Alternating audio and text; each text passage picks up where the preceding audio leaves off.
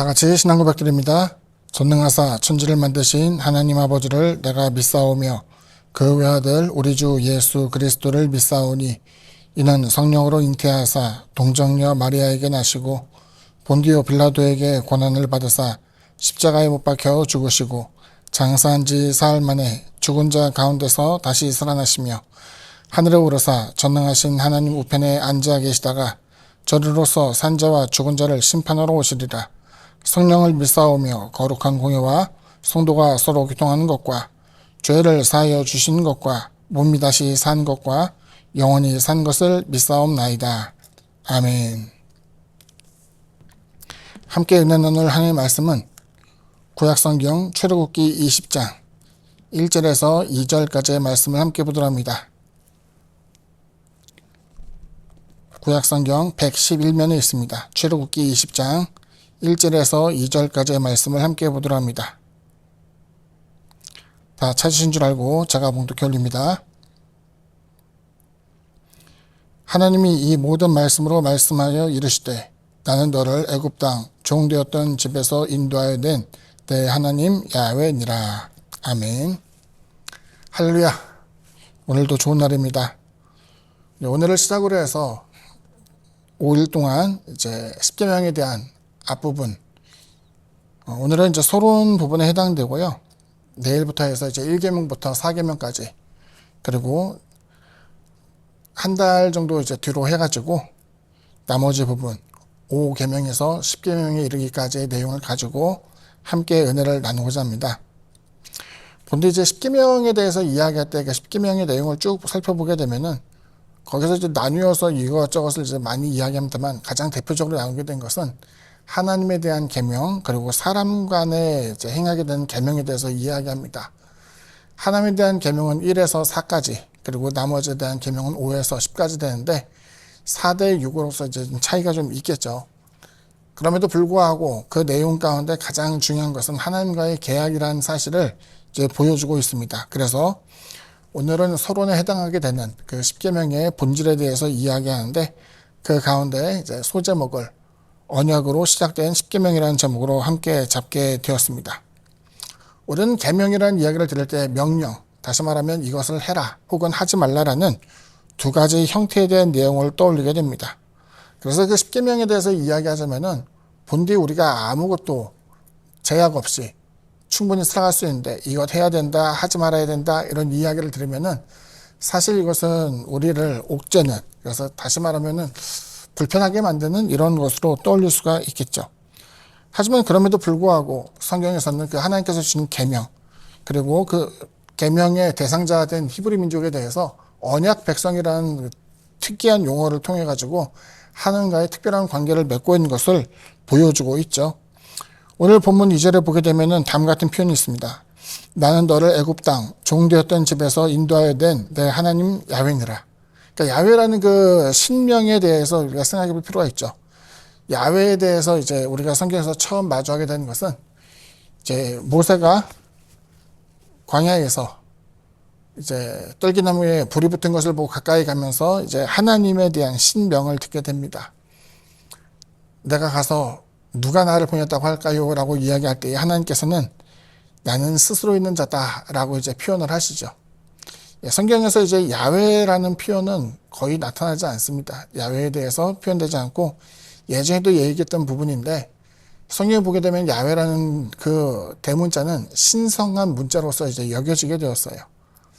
야훼라는 그 용어는 그래서 실질적으로는 거의 발음되지 않고요.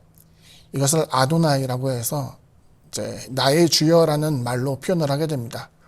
그래서 이제 혹은 이제 영어 성경에 대해서 관심 있으신 분은 이제 찾아보면 좋겠습니다만, 그래서 야훼에 대한 대부분의 표현은 영어로는 Lord 해가지고 주님으로서 표현된 것이 일반적인 모습이었죠. 그러니까 이제 그 이전에 하나님이라고 이야기할 때는 성경에는 이제 하나님에 대한 대표적인 두 개의 단어가 나오는데 하나는 엘로힘입니다. 엘로힘. 엘로힘은 하나님으로 통칭 번역이 돼요. 하나님이 말씀으로 천지를 창조하는 장면에서도 하나님의 천지 창조에 대한 장면에서 엘로힘으로 나옵니다. 그럼 야훼는 어떤 호칭이냐라고 보게 되면은 인격적으로 마주하게 되는 특별한 관계로서의 신명입니다. 그러니까 이제 흔히 말하는 나는 스스로 있는 자, 달리 표현하게 되면 나는 나다라는 표현을 쓰게 되는데, 나야라고 하는 그 표현에는 이미 어떠한 특별한 관계인 것을 이야기합니다. 예를 들어서 이제 아버지가 밖에 나가서 열심히 일을 하고 돌아올 때에 초인종이 띵동띵동 누릅니다. 아이들이 이제 안에서 얘기하죠. 누구세요? 그러면 이제 아버지가 나는 누구누구 아빠입니다. 이렇게 얘기 안 하잖아요. 뭐라고 표현합니까? 나다라고 표현을 해요. 그래서 하나님께서 나다라고 이야기할 때는 이미 여기서는 구속사적으로 과거에 있었던 아브라함의 하나님, 이삭의 하나님, 야곱의 하나님, 요셉의 하나님, 그리고 지금에 있어서는 내가 그 언약을 통해서 너희들을 애굽에서 건져내어 약속의 땅 가나안 땅을 드리기로 작정하였던 그 하나님이다라는 것을 분명히 언급하게 된 것이죠. 그렇기 때문에 여기서 보게 되면 하나님께서 그 어떤 계명을 내리실 때에는 굉장히 특별한 의미가 있어요. 뭐냐면은 일반적인 다른 사람에게 그와 같은 제안을 하는 것이 아니라 자신과 관계가 있는 아주 특별한 대상에 대해서, 십계명에 대해서 이제 이야기를 하는 것이죠. 유대인들은 그 당시에 이 계명을 모두 지켜야만 했어요. 하지만 지키지 않아도 되는 사람이 있겠죠. 누굽니까? 히브리 백성이 아니면 이걸 지킬 필요가 없어요. 가나안 땅에 들어가야 될 사람이 아니고서는 이 계명을 지킬 필요가 없어요. 계명이 있는 곳에 하나님의 섭리가 있고, 계명이 있는 곳에 하나님의 특별한 간섭이 있고, 계명이 있는 곳에 하나님의 약속된 축복이 있고, 계명이 있는 그곳에 하나님의 위로가 있을 것을 이야기하는 것이죠. 그래서 어떤 과격한 사람이 이런 얘기를 합니다. 아니, 법이라는 건 그래도 우리에게 불편한 건 아닙니까? 라고 이야기할 수 있겠지만은, 노예에게는 법이 필요 없어요.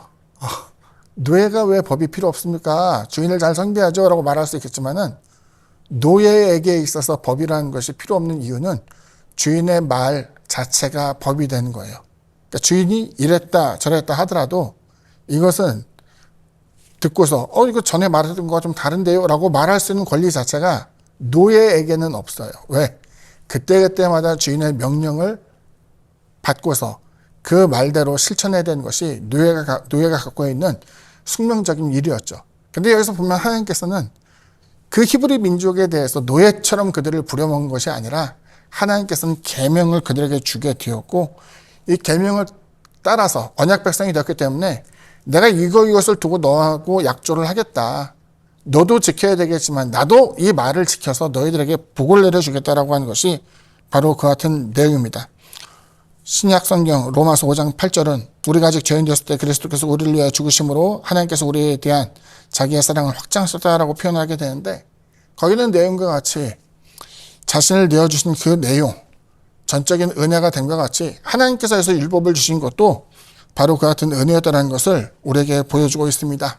하나님의 자녀가 되고 또 하나님의 구원자, 그 대신 그리스도 예수를 통해서 우리를 속량하게 되었을 때에 이를 통해서 우리가 하나님의 백성이 되는 그 자체에 대한 결과물로 주어지게 된 것이 바로 같은 십계명이라는 것을 우리에게 보여주고 있기 때문입니다. 이 같은 특별한 관계 가운데 계명을 주었다는 것을 우리가 생각해 보게 되기를 바라고, 하나님께서 그렇다면 이 계명을 준 이유가 뭔가라고 할 때에 속칭 이제 우리가 이야기할 때 국가에 세 가지 요소가 있다고 하잖아요. 하나 뭡니까? 국민이 있어야죠. 국민. 중요한 국민이 있어야죠. 국민이 없는데 국가가 형성될 수 없죠. 그리고 그 나라는 다른 나라에 복속되지 않은 주권이라는 것이 존재해야 됩니다. 주권. 여기서는 하나님의 권리에 대해서도 이야기할 수 있겠죠. 그 다음은 뭡니까?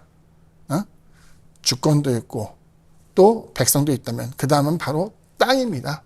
다시 말하면 하나님의 주권이 세워지고 난 다음 백성으로서는 히브리 민족을 데리고 애굽에서 건져 나왔지만 그 모든 것이 하나님께서 보시기에 충분하다라고 여겨지는 그 곳에서 비로소 가나안의 축복의 문이 열리게 되는 것을 우리에게 보여주고 있죠. 그렇기 때문에 우리가 하나님의 법에 대해서 생각할 때에 난 내 마음대로 살고 싶어요.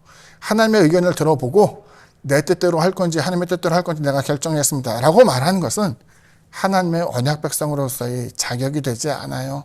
하나님의 언약 백성이 되기 위해서 또 하나님의 축복 가운데 거하기 위해서는 무조건적으로 하나님과의 특별한 관계, 하나님은 나의 주가 되고 나는 주님의 백성입니다라는 것을 시인하게 되기를 바라고요.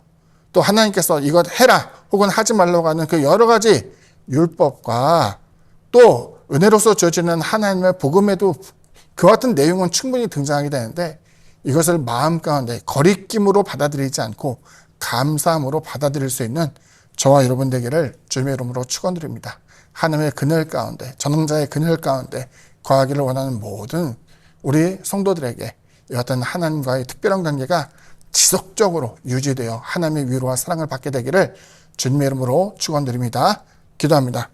사랑해 주님 고맙고 감사합니다. 올해는 천국 백성이 되었습니다. 언제나 하나님을 사랑하고 또 하나님을 의지하며 살아가는 복된 권속들 다 될 수 있도록 주님 축복하여 주옵소서. 이 새벽에 하나님께 부르짖으며 간구하는 성도들의 입술, 그들의 마음을 헤아려 주시고 그들의 삶의 여정 가운데 때로는 고통스럽고 문제와 아픔이 있는 그곳이라 할지라도 애굽에서 건져내어 하나님의 약속의 땅으로 들이신 것 같이 올해의 삶 가운데 범사에 하나님의 주권을 인정하고 주님의 백성으로 살기를 원하며 하나님의 법도를 따르는 모든 일에게 그 여정과 또 그 목적지를 하나님께서 활짝 열어주이사 주님 안에서 평안을 얻을 수 있도록 도와주옵소서. 예수님의 이름으로 기도드립니다. 아멘. 하늘에 계신 우리 아버지여, 이름이 거룩히 여김을 받으시오며 나라가 임하시오며 뜻이 하늘에서 이루어진 것 같이 땅에서도 이루어지이다. 오늘 우리에게 일용할 양식을 주시옵고 우리가 우리에게 죄진 자를 사하여 준 것 같이 우리 죄를 사하여 주시옵고 우리를 시험에 들게 하지 마시옵고 다만 악에서 구하시옵소서. 나라와 권세와 영광이 아버지께 영원히 싸움나이다. 아멘.